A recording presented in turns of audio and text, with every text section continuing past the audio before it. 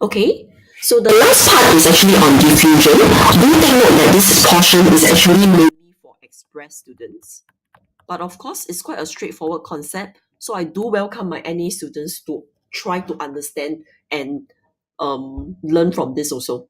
Okay, so this part is on diffusion. Okay, so if you are at home, you may actually want to try this. Just take a bottle of perfume, start to spray at one corner of the room, and immediately run to the opposite end of the room. Okay, just stand there and wait till you smell the perfume. So what actually happened? Do you actually observe the perfume traveling towards you? Definitely not, because perfume is in the form of gas, a lot of gas particles. So you will not be able to see gas particles moving, definitely.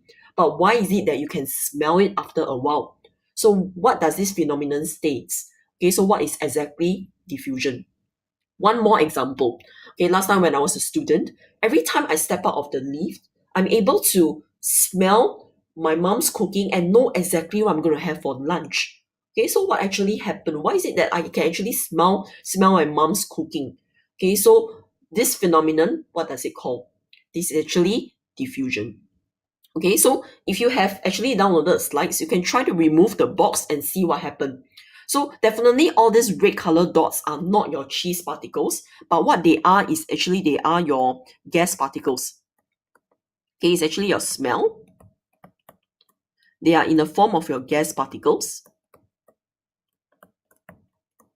And they will start traveling after you remove the box. So after a while, you'll be able to smell it from here.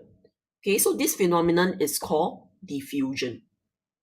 Okay, so let's go on and understand what does diffusion really means. What's the definition of diffusion?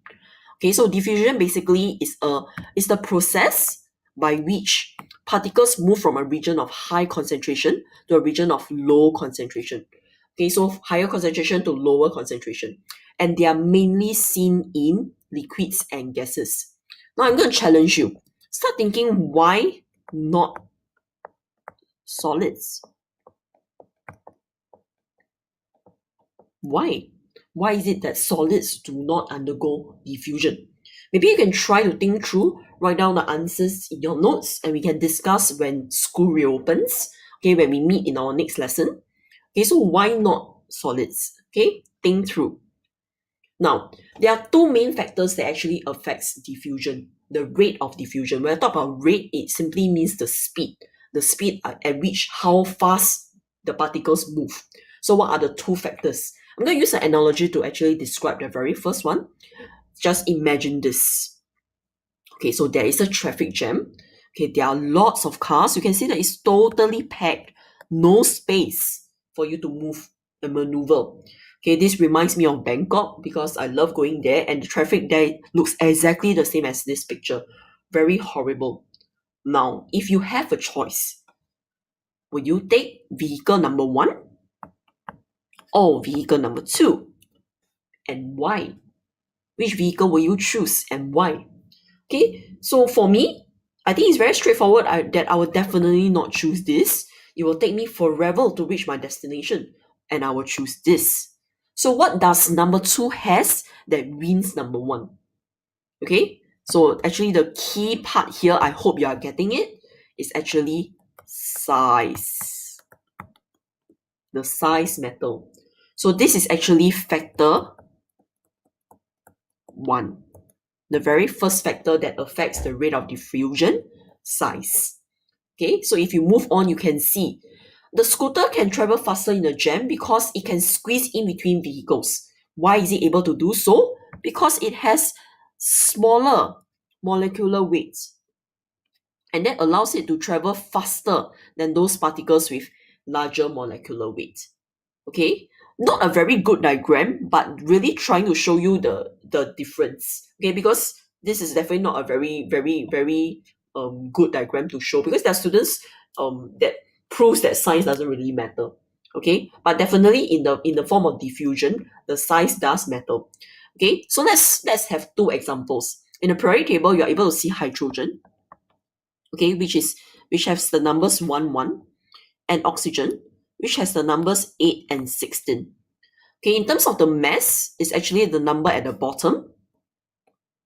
So between these two gas particles, who will travel faster? Okay, so if these two actually stands for the mass, very obvious, this will be faster.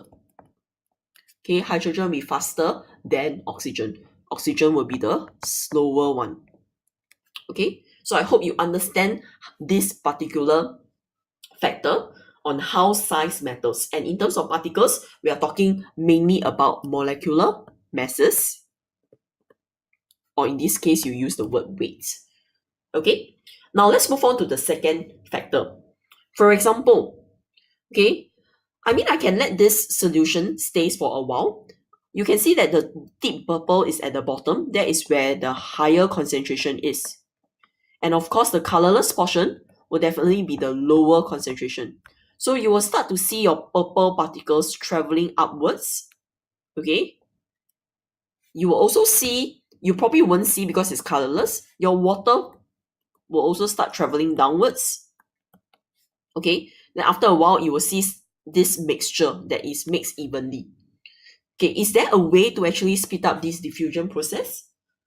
Okay, so just now we explained the first factor, which is mass. There's actually a second factor that will make this diffusion process faster. And do you know what is it?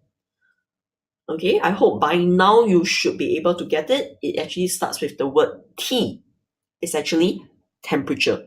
So let's say if I heat it. Okay, now it looks very, very messy already. So I'm just going to erase this portion.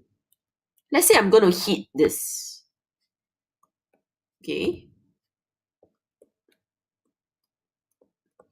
Okay, when I heat it, your particles will gain energy. You will start to move a lot faster. Okay, a lot faster. Okay, temperature actually make wonders in terms of increasing speed of reaction. So it's exactly why you use hot water to boil Milo.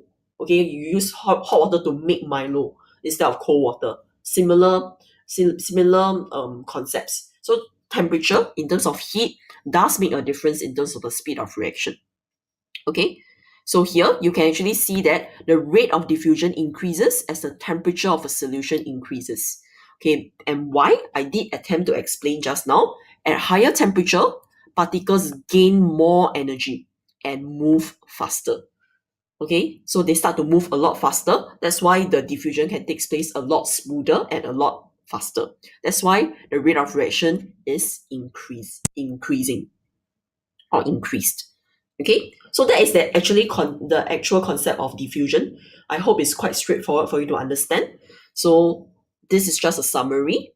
Okay, so diffusion actually provides indirect evidence that metal is made of particles, because like what I mentioned, you can't see the perfume particles traveling, but because you can smell it, you can actually suspect that there's some movement of particles going on. That's something that you can't really see. Okay, so it is actually a good form of evidence. And the two main factor that affects speed of diffusion or rate of diffusion, rate and speed, they are actually the same thing. Okay, it's actually temperature and the mass. So this is factor 1, factor 2. You must also be able to explain the relationship very clearly. Okay, with that, we actually end the entire topic. This is a nice mind map that you can find in your textbook on the entire topic. Okay, on how the links are like. Okay, so I just give you some time to digest. You can also download the slides to understand more. If you have any questions, it'll be a good practice for you to write down the questions now into your notes. Okay, tag them using some color text or highlight using some colorful highlighter so that you can recognize it easily, and ask your chemistry teachers when you see them for lessons. Okay, with that, I hope you have enjoyed learning chapter 1. Okay, do give your chemistry teacher some feedback on do you actually enjoy this mode of learning, and we hope to bring more interesting videos to you. Thank you.